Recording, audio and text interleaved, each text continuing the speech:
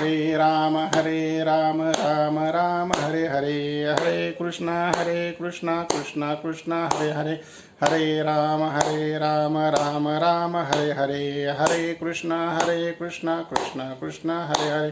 पुंडलिका वरदारी विठ्ठल श्री ज्ञानदेव तुकाराम पंढरीनाथ भगवान की जय. माऊली ज्ञानेश्वर महाराज की जय. जगद्गुरु संत श्रेष्ठ तुकाराम महाराज की जय. छत्रपती शिवाजी महाराज की जय. परम पूज्य विराज मौनी महाराज की जय. धन्य ते आरण रत्नाची खान, जन्माला निदान सावतातो. सावता सागर प्रेमाचे आगर, घेतला अवतार माळ्या घरी. धन्य त्याची माता धन्य त्याचा पिता, साठविला दाता त्रैलोक्याचा. सावता सागर प्रेमाचे आगर, घेतला अवतार माळ्या घरी. नामा म्हणे त्याचा जन्म सुफळ झाला, नामा म्हणे त्यांचा जन्म सुफळ झाला. साठविला दाता त्रैलोक्याचा. नमो विठ्ठला राजया पांडुरंगा, नमो रुक्मिणी माऊली ज्ञान गंगा. नमो पुंडलिका नमो चंद्रभागा, नमस्कार माझा रुक्मिणी पांडुरंगा. सर्व मंगल मांगल्ये शिवे सर्वार्थ साधिके, शरण्य त्र्यंबके गौरी नारायण नमस्तुते. महायोग पीठे तटे भीमरथ्यम, वरद पुंडरीकाय दातु मुनींद्रे. समागत्य तिष्ठन्तमानंद कंद, परब्रह्मलिंगम भजे पांडुरंगम, परब्रह्मलिंगम भजे पांडुरंगम. प्रस्तुत प्रवचनरूपी सेवेसाठी निवडलेला अभंग भगवंताचे लाडके भक्त नामदेव महाराज यांचा वर्णनात्मक प्रकरणातील 4 चरणाचा असा हा अभंग. आजच्या या प्रवचन रूपी सेवेचं निमित्त वारकरी संप्रदायातील सर्वात ज्येष्ठ संत शिरोमणी सावतोबा महाराज यांचा आज पुण्यतिथी 16 आणि या पुण्यतिथी सोहळ्यानिमित्त आजच्या या प्रवचन रूपी सेवेसाठी घेतलेला अभंग नामदेव महाराजांचा. वारकरी संप्रदायातील सर्वात ज्येष्ठ संत सावतोबा महाराज आणि त्यानंतर नामदेव महाराज हे समकालीन संत. आणि आत्ताच काल संत शिरोमणी नामदेव महाराजांची पुण्यतिथी तथा समाधी सोहळा झाला आणि आज सावतोबा महाराजांचा. सेवेला सुरुवात करण्यापूर्वी सर्व वारकरी मंडळींना प्रेमपूर्वक जय हरी. आपण पुण्यतिथी साजरी करतो, जयंती साजरी करतो, या मागचा उद्देश खूप विशाल आहे. या पाठीमागं काहीतरी कारण आहे, शास्त्रीय कारण आहेत, आध्यात्मिक कारण आहेत. त्यापैकी आपण जर सोपं कारण जर बघितलं तर या संतांचा किंवा महापुरुषांचा त्यांनी त्यांच्या जीवनामध्ये जे कार्य केलेलं आहे ते कार्य हे समाजासाठी करून ठेवलेलं आहे आणि त्या कार्याचं आपल्या जीवनामध्ये त्यांचं कार्य उतरावं, त्यांच्या कार्याचं अनुकरण आपण आपल्या जीवनामध्ये करावं, यासाठी आपण प्रत्येक वर्षी त्यांची पुण्यतिथी म्हणा समाधी सोहळा साजरा करत असतो. खरोखर उपकार करण्यासाठीच या संतांचा जन्म झालेला आहे. आपण जर बघितलं, समजा आपण अष्टोदश संत बघा, या संतांचं जे कार्य आहे फक्त समाजामध्ये सुधारणा करणं, जनजागृती करणं, समाज प्रबोधन करणं आणि अंधश्रद्धेविरुद्ध त्या ठिकाणी त्यांनी आवाज उठवला. म्हणजे आपलं जे कार्य आहे हे संतांनी निस्वार्थपणे समाजाला देण्याचं काम केलेलं आहे. म्हणूनच मी म्हटलं संतांचा जन्म हाच उपकारासाठीच आहे. मग असेच आपण जे सर्व संत या ठिकाणी बघितले, सर्व संतांचं कार्य हे अलौकिक कार्य आहे. मग तेच आज सावतोबा महाराजांची जी पुण्यतिथी आहे, या पुण्यतिथीनिमित्त नामदेव महाराजांनी या ठिकाणी ज्या अभंगामध्ये वर्णन केलंय ते वर्णन सावतोबारायांचं आहे. मग आता वर्णन कुणी करावं, कोणाचं करावं हा खूप मोठा विषय. कुणीही कोणाचं वर्णन करून जमत नाही. वर्णन करणारा आणि वर्णविषय दोही पण तोलामोलाचं असणं गरजेचं आहे. उगा कोणी कोणाचं वर्णन केलं तर ते यथार्थ वर्णन होत नाही. कारण बघा, आता आई वडील कदाचित आपल्या मुलाचं वर्णन करतात, आई वडील कदाचित प्रेमापोटी त्यामध्ये अतिशयोक्ती येऊ शकते. मित्र आपल्या मित्राचं वर्णन करतो, भावनेपोटी त्या ठिकाणी पण अतिशयोक्ती येऊ शकते. मग इतर वर्णनं तर काय असतं ते सांगण्याची तुम्हाला जास्त गरज नाही, त्यात मी जास्त वेळ घालत नाही, कारण आपल्याकडे वेळ खूप कमी आहे. मग हे वर्णन आता नामदेव महाराजांनी सावतोबा महाराजांचं जे वर्णन केलेलं आहे ते यथार्थ वर्णन आहे. त्या वर्णनामध्ये कुठल्याही प्रकारची अतिशयोक्ती नाही. आणि दुसरी गोष्ट, हे वर्णन करणारे नामदेव महाराज आणि ज्यांचं वर्णन केलंय ते सावतोबा महाराज समकालीन संत. सर्वात ज्येष्ठ जर वारकरी संप्रदायामध्ये जर आपण विचार केला, जर शास्त्र बघितलं, अध्यात्म जर बघितलं, तर वारकरी संप्रदायामध्ये सर्वात ज्येष्ठ संत जे झाले ते संत सावतोबा महाराज होते. मग सावतोबा महाराजांचं वर्णन नामदेव महाराजांनी केलं. हा एक आपल्यासाठी इतिहास आहे बघा. ही कथा नाही आहे, दंतकथा नाही आहे किंवा कुठलं काहीतरी सांगितलेलं नाही आहे. स्वतः नामदेव महाराजांनी सावतोबा महाराजांना अनुभवलेलं आहे, समकालीन आहेत. ते वर्णन त्यांनी जे वर्णन केलं ते यथार्थ वर्णन आहे, त्यामध्ये कुठल्याही प्रकारची अतिशयोक्ती नाही. आणि वर्णविषय आणि वर्णन करणारे दोन्ही सुद्धा या ठिकाणी तोलामोलाचे आहेत बघा. आता जर आपण विचार केला, समजा आपण जे वर्णन करतो त्या वर्णनामध्ये अतिशयोक्ती असण्याची दाट शक्यता असते, परंतु संतांनी जे वर्णन केलेलं आहे या वर्णनामध्ये तुम्हाला कुठल्याही प्रकारची अतिशयोक्ती बघायला भेटणार नाही. म्हणजेच नामदेव महाराजांनी जे अभंगामध्ये वर्णन केलेलं आहे सावतोबा रायांचं, त्यामध्ये तुम्हाला कुठलीही अतिशयोक्तीपणा किंवा अतिविलास त्या ठिकाणी बघायला मिळणार नाही बघा. मग सावतोबांचं वर्णन केलं. मग सावता महाराज नेमकं कोण होते? सावता महाराजांनी कुठलं असं अलौकिक कार्य समाजासाठी करून ठेवलेलं आहे असं वर्णन या ठिकाणी नामदेव महाराजांनी केलं. तर त्या सावतोबा महाराजांच्या पुण्यतिथीनिमित्त आपण एक थोडासा त्यांच्या एक जीवनचरित्राचा भाग बघू. कांदा मुळा भाजी अवघी विठाबाई माझी, अशी धारणा असणारे संत म्हणजेच सावतोबा महाराज बघा. सावतोबा महाराजांची धारणा काय बघा, अध्यात्म ह्या संतांनी केलं आणि तो मार्ग आपल्याला त्या ठिकाणी त्यांनी दाखवून गेला. मार्ग दावून गेल्या आधी दयानिधी संतती. मग आता भक्ती कशी करावी, परमेश्वराला प्राप्त कसं करावं, हा मार्ग आम्हाला संतांनी या ठिकाणी दाखवला बघा. ज्या काही परंपरा सांगितलेल्या आहेत बघा, मग ज्ञान परंपरा आहे, योग परंपरा आहे, ज्ञान परंपरा आहे, तशीच एक नैष्कर्म्य सिद्धांत, नैष्कर्म्य एक परंपरा आहे. आता नैष्कर्म्य म्हणजेच जे कर्म आहे, हे कर्म करून ते कर्म भगवंताला अर्पण करणं नैष्कर्म्य कर्म म्हणतात त्याला. म्हणजे आपण जे कर्म करतो ते कर्म हे भगवंताला अर्पण करायचं, त्या कर्मफलाची कुठल्याही प्रकारची अपेक्षा या ठिकाणी करायची नाही. हे काम सावतोबा महाराजांनी त्यांच्या जीवनामध्ये केले. विधी ही जनकाचे अवतार म्हणजेच आज सावता महाराज बघा. मग हे कर्म करत असताना प्रत्येक या चराचरातल्या प्रत्येक गोष्टीमध्ये कांदा मुळा भाजी अवघी विठाबाई माझी या अभंगावरून तुमच्या लक्षात येईल, प्रत्येक या चराचरातल्या वस्तूमध्ये भगवंत आहे आणि तो भगवंत प्रत्येक ठिकाणी बघण्याचं काम सावतोबा महाराजांचं आपल्याला चरित्र सांगतं बघा. आता सावतोबा महाराजांनी जी भक्ती केली, ही भक्ती मी अगोदरच सांगितलं, जे कर्म केलं ते कर्म त्यांनी एकदम सत्कर्म करून ते भगवंताच्या चरणी त्या ठिकाणी अर्पण केलेलं आहे. ते कर्मापासून त्यांनी त्या कर्मापासून कुठल्याही फलाची त्या ठिकाणी अपेक्षा केली नाही. म्हणजे कर्म करायचं परंतु कर्मफलाची अपेक्षा करायची नाही, हे सावतोबा महाराजांचं जीवन या ठिकाणी आपल्याला सांगतं. तर सावतोबा महाराजांचा पूर्वज जर आपण बघितलं, म्हणजे हे भगवत भक्तांचा जन्म कोठं होत असतो बघा, तुम्ही लक्षात घ्या. पवित्र ते कुळ पावन तो देश, ते हरीचे दास जन्म घेते. म्हणजे जन्म घेण्यासाठी सुद्धा या ठिकाणी पवित्र कुळ पाहिजे, पवित्र तो देश पाहिजे, अशा ठिकाणी हे हरिभक्त जन्म घेतात.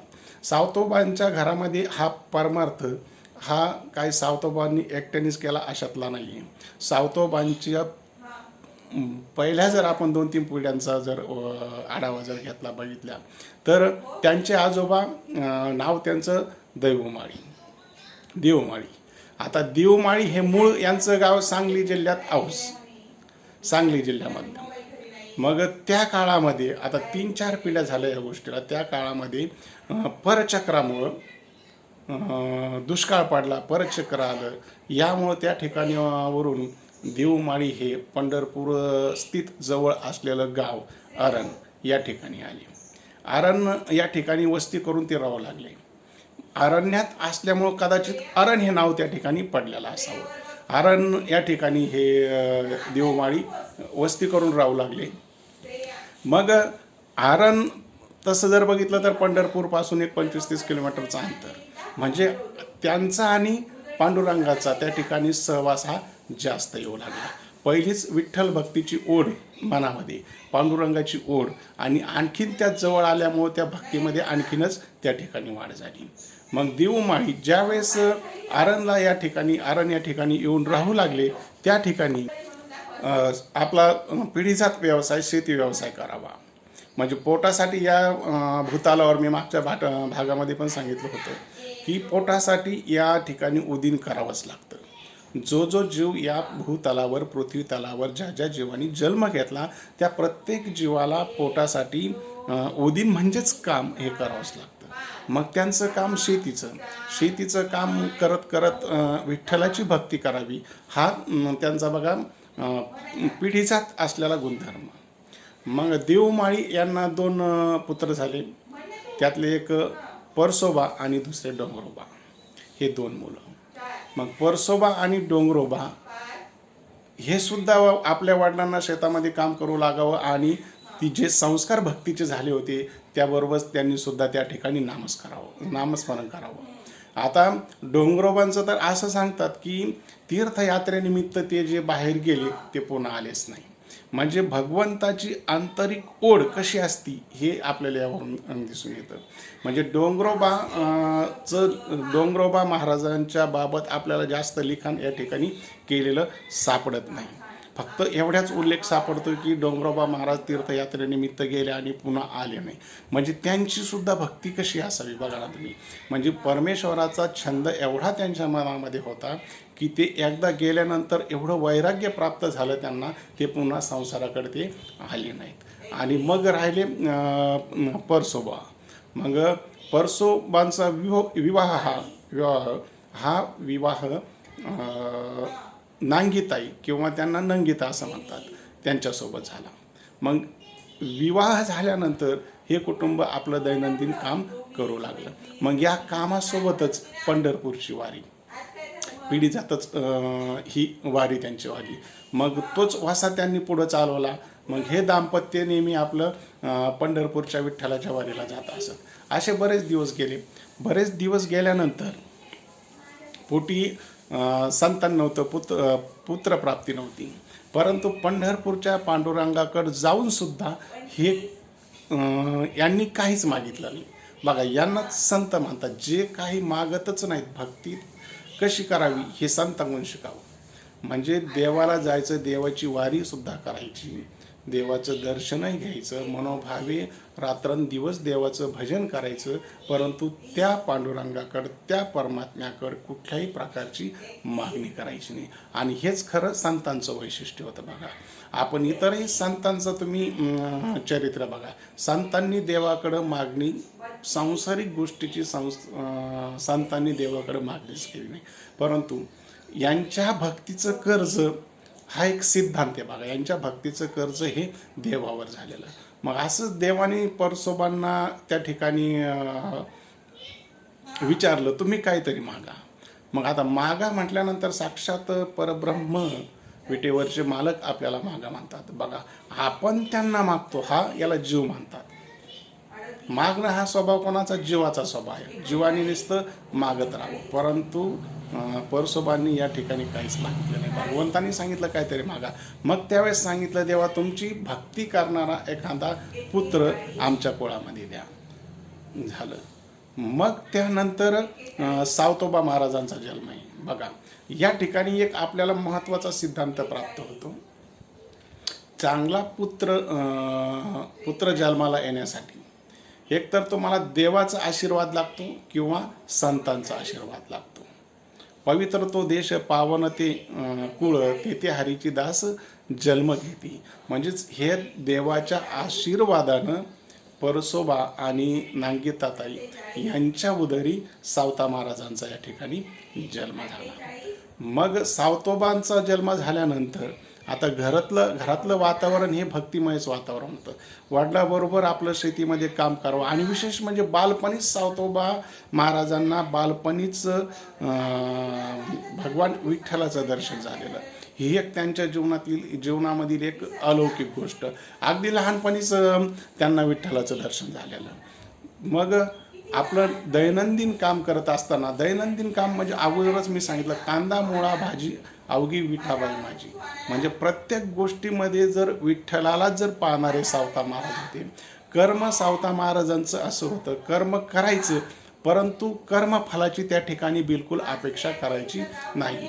उचित कर्म करायचं आणि ते उचित कर्म भगवंताला अर्पण करायचं. बघा, उचित कर्म करून भगवंताला ते कर्म अर्पण करायचं. नव्हे मी जे कर्म करतो, जे निष्कर्मे मी जे करतो, हे कर्म माझ्याकडून भगवंतच करून घेतात या भावनेने ते काम करत होते आणि ते कर्म भगवंताच्या चरणी अर्पण करायचं. मग बघा, असं निष्कर्मे करून जो साधू, जो संत, जो साधक, जो वारकरी भगवंताला हे कर्म अर्पण करून कुठल्याही कर्मफलाची अपेक्षा करत नाही, मग अशा साधूला, अशा संताला, अशा वारकऱ्याला देवाची यात्रा करण्याची गरज नाही, देवाकडे जाण्याची गरज नाही. उलट देव त्यांच्याकडे येतो, उलट देव त्यांना दर्शन देण्यासाठी येतो. बघा, आता सावता महाराजांचं चरित्र आपल्याला हेच सांगतो.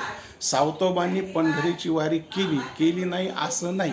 पंढरपुराची वारी सावतोबा महाराजांनी सुद्धा केली, पण त्यांचं कर्म एवढं पवित्र होतं की पण आज महाराष्ट्र बघितला आपण, महाराष्ट्राच्या बाहेर बघा, इतर राज्यातून बघा, इतर देशातून बघा, अनेक भाविक भक्त पंढरपूरला दर्शनासाठी या ठिकाणी येतात.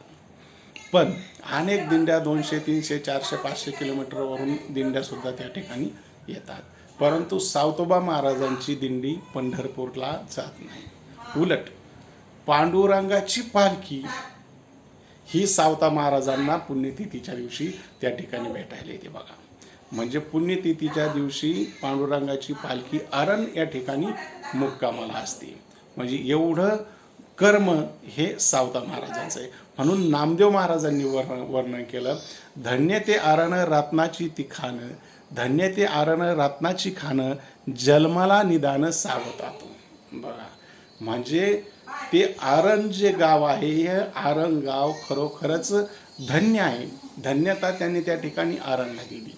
आता का नाही देऊ धन्यता? तुम्ही बघा, आज पांडुरंगाची पालखी जर आरणला येत असेल तर त्या आरणमध्ये भक्ती कशी असावी, भक्ती करणारे साधू कसे असावे, भक्ती करणारे संत कसे असावे, याचा तुम्ही थोडासा अंदाज घ्या.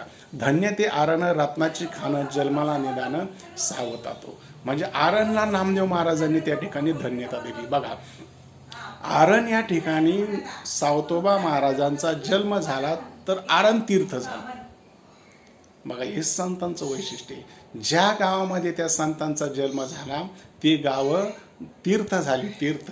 नामदेव महाराजांचं गाव बघा तुम्ही, नामदेव महाराजांचं गाव नरसी, आज नामदेव महाराजांचं गाव तीर्थ आहे.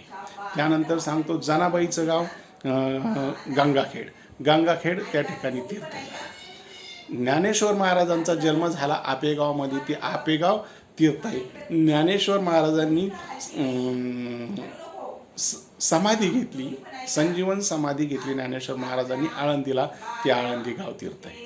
तुकोबारायांचा जन्म देहूला झाला, देहू तीर्थ आहे. एवढंच नाही, ज्या दगडावर तुकोबारायांच्या अंगावर गरम पाणी टाकलं त्या लोहगावला, ज्या शिळेवर गरम पाणी टाकलं तुकोबांच्या अंगावर, ते लोहगाव सुद्धा तीर्थ झालं. त्या ठिकाणी सुद्धा शिळा मंदिर झालं. म्हणजे ते शिळा ती तीर्थ झाली. म्हणजे ज्या ठिकाणी या संतांच्या पदस्पर्शाने ती भूमी पवित्र झाली ते ठिकाणं तीर्थ झाली. पैठणचं तुम्ही बघा, पैठणला नाथ महाराजांचा जन्म झाला तर ते पैठणसुद्धा तीर्थ झालं. एवढंच काय, ज्या खांबाला टेकून ज्ञानेश्वर माऊलींनी ज्ञानेश्वरी हा ग्रंथ लिहिला तो खांबसुद्धा आज तीर्थ म्हणून ओळखला जातो.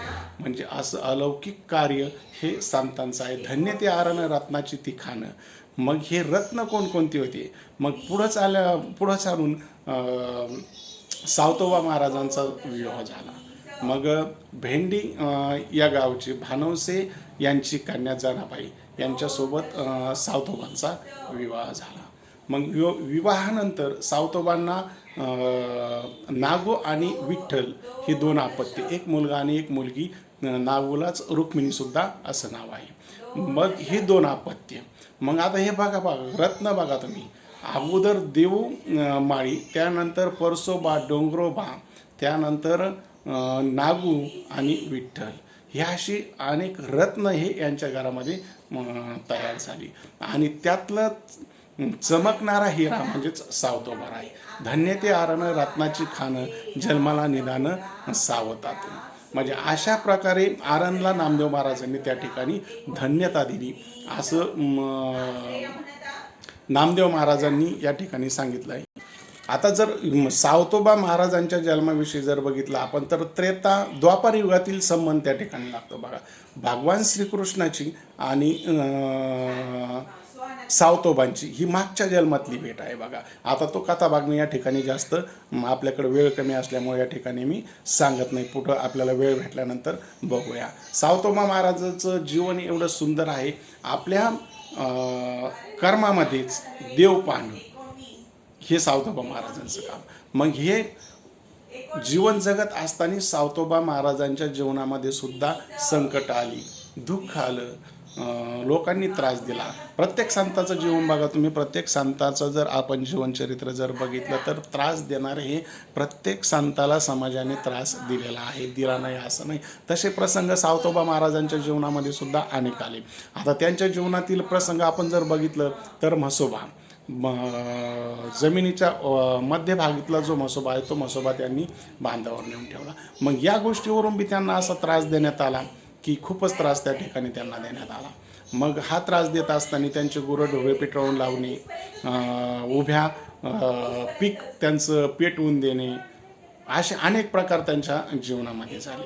तरीसुद्धा सावता महाराज तरीसुद्धा आपलं जे मनामध्ये जी भक्ती ती भक्ती कधीच कमी पडून दिली नाही. म्हसोबा या प्रकरणामध्ये तर सावतोबांना सांगितलं, तुमच्यामुळं गावामध्ये पटकीची साथ आलेली आहे, तुम्ही त्या ठिकाणी आता म्हसोबाला बकरं कापा.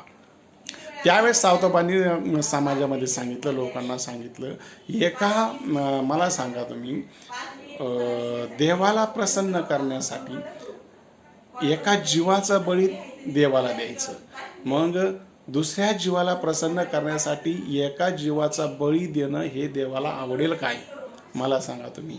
म्हणजे आपल्या सुखासाठी दुसऱ्याचा बळी देवाला आवडणार नाही, या गोष्टीला कडाडून विरोध त्या ठिकाणी सावतोबा महाराजांनी केला. मग अशा प्रकारचे अनेक त्रास झाले, परंतु ते त्या ठिकाणी निश्चिंत राहिले, ते ढळले त्या ठिकाणी अजिबात नाही.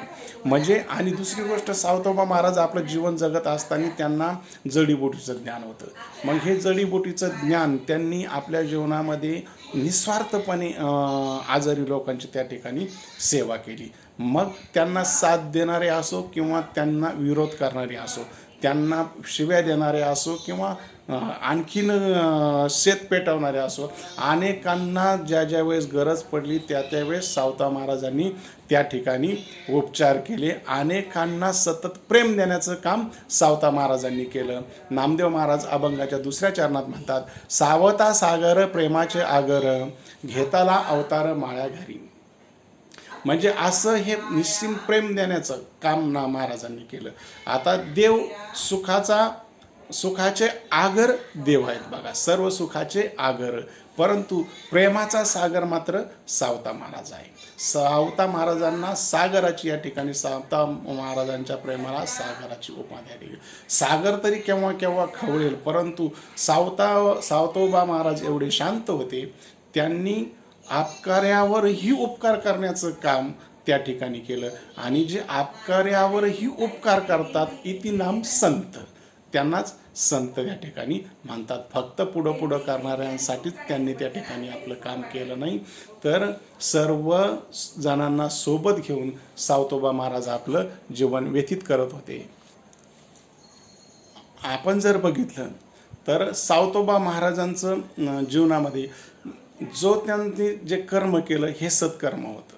अतिशय विशाल असं कर्म, अतिशय विशाल असे विचार आणि विशाल असं हृदय, या तिन्हींचा संगम म्हणजेच सावतोबा महाराज.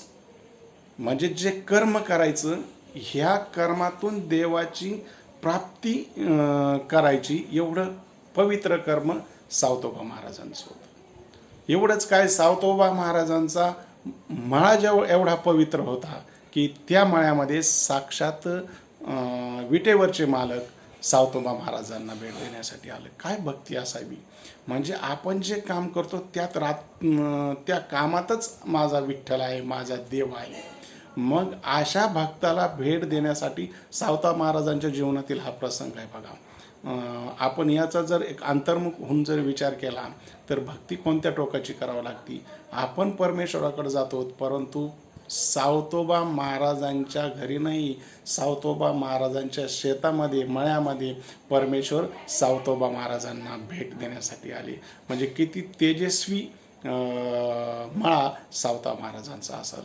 ज्या सावतोबांच्या डोक्यावर मस्तकावर पांडुरंगाने हात ठेवला ते मस्तक केवढं पवित्र असावं. म्हणजे पांडुरंगाने आपल्या डोक्यावर हात ठेवण्या इतपत कार्य करणं, मग हे कार्य सावतोबा महाराजांचं किती पवित्र असावं, किती पावन असावं की साक्षात विठ्ठलाने येऊन सावतोबांच्या डोक्यावर हात ठेवावा. याला भक्तीचं टोक म्हणतात. मग ही भक्ती करायची तर ही भक्ती अशी करावी, फक्त बडे जावासाठी ही भक्ती नाही, हे आम्हाला संतांनी दाखवून दिलं. ज्यावेळेस भगवंत लहोळला जात असताना सावतोबांच्या मळ्यामध्ये आले, त्यावेळेस सावतोबा, एक शॉर्टकटमध्ये सांगतो, सावतोबांच्या मळ्यामध्ये आले तर सावतोबांना सांगितलं मला लपवण्यासाठी जागा दे. मग सावतोबांनी सांगितलं देवा पांडुरंगा विठ्ठला, तुम्हाला लपवण्यासाठी या त्रिभुवनामध्ये जागा सापडेल असं मला वाटत नाही. या त्रिभुवनामध्ये तुम्हाला लपवण्यासाठी जागा नाही. एवढंच नाही, या ब्रह्मांडात सुद्धा तुम्हाला लपवण्यासाठी जागा नाही. कारण अनंत ब्रह्मांडे उदरी, अनंत ब्रह्मांड एक नाही, आतळ वितळ सुतळ तळातळ महातळ रसातळ हे सर्व मिळून एक ब्रह्मांड तयार होतं. असं एक नाही, अनंत ब्रह्मांडे ज्यांच्या हृदयामध्ये आहेत त्या भगवंताला साठवण्यासाठी लपवण्यासाठी कुठली जागा आता शोधू. हा विचार सावतोबांनी साक्षात भगवंताला सांगितला. सावतोबा तुम्ही मला अजिबात पुढलं काही सांगू नका, मला या ठिकाणी लपण्यासाठी जागा द्या. समोर पडलेल्या खुरप्यानी विळ्याने आपलं हृदय फाडवलं आणि त्या हृदयामध्ये भगवंताला सापडलं. अनंत ब्रह्मांड ज्यांच्या उदरामध्ये आहेत त्या ब्रह्मांड नायकाला, विटेवरच्या मालकाला कुठलाही विचार न करता आपल्या हृदयामध्ये सावतोबांनी साठवलं. म्हणजे सावतोबांचं किती हृदय मोठं असावं. एवढंच काय, अनंत ब्रह्मांडाचा नायक पंढरीश पांडुरंग, त्रिभुवनाचा नायक पंढरीश पांडुरंग, ज्या सावतोबांनी आपल्या हृदयामध्ये ज्यांना साठवलं त्यांचं हृदय केवढं, परंतु ह्या ब्रह्मांड नायकाला हृदयामध्ये साठवणाऱ्या सावतोबांना जन्म देणाऱ्या त्यांच्या आईचं हृदय केवढं असावं. मग या गोष्टीचा आपण भक्ती कशी करावी हे खरोखरच या संतांकडून शिकण्यासारखं बा. एवढा मोठ्या विठ्ठलाला, पांडुरंगाला त्या ठिकाणी आपल्या हृदयामध्ये सावता महाराजांनी साठवलं. धन्य त्याची माता, धन्य त्याचा पिता, साठविला दाता त्रैलोक्याचा.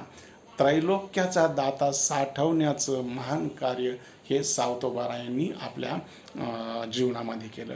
आणि हे करण्यासाठी सावतोबांनी कुठलंही औपचारिक साधन, संपत्ती, धन, दौलत, प्रसाद याचा वापर केला नाही. फक्त आपलं उचित कर्म करणं आणि ते कर्म भगवंताला अर्पण करणं, त्या कर्मफलाची कुठल्याच प्रकारची अपेक्षा न करणं.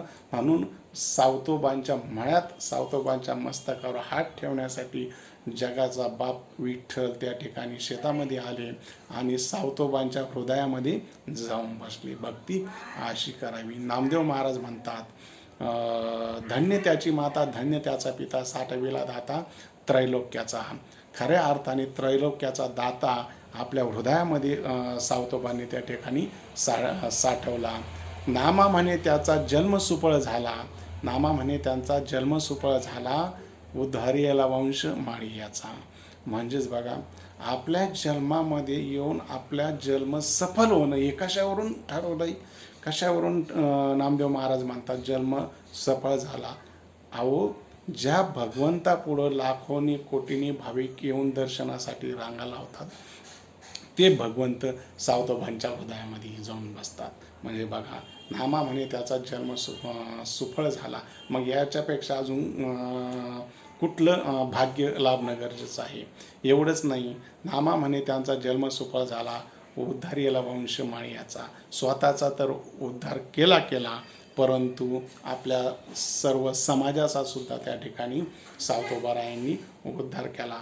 असं अविस्मरणीय कार्य, अविस्मरणीय भक्ती, नैष्कर्म्य भक्ती ही परंपरा जी आहे ती सावतोबारायांनी त्या ठिकाणी आपल्या जीवनामध्ये त्याचं आचरण केलं, फक्त लोकांना सांगितलं नाही.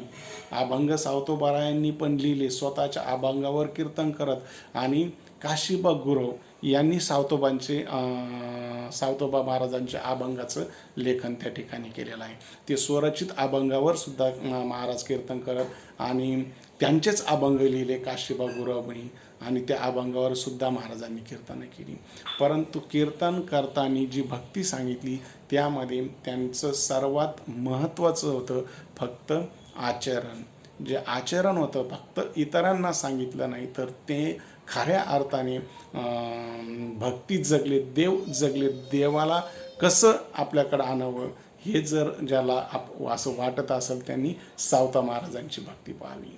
अशी भक्ती करून त्यांच्या या पुण्यतिथी सोहळ्यानिमित्त या ठिकाणी एवढंच सांगू शकतो की त्यांच्या जीवनामध्ये जे सावता महाराजांनी जे कार्य केलेलं आहे ते कार्य थोडा तरी त्यांचा गुण आपल्यामध्ये जर आला तर आपलं जीवनसुद्धा सफल झाल्याशिवाय राहणार नाही. आज त्यांच्या पुण्यतिथीनिमित्त मी एवढंच सांगू शकतो की त्यांच्याप्रमाणे आपणही कर्म करायचं, परंतु कर्मफलाची अपेक्षा मात्र ठेवायची नाही. पण आपलं हल्ली काय होतं, आपलं कर्म असं असतं की आपण कर्म करतो पण ते दाखवलं जातं. ते काय होतं, त्याचा प्रचार केला जातो, प्रसार केला जातो. आता तर असं आहे, 100 रुपयाची वस्तू दान देतील आणि 4 जण त्याला हात लावून फोटो काढतील आणि फोटो तो लगेच सगळे तिकडं व्हायरल.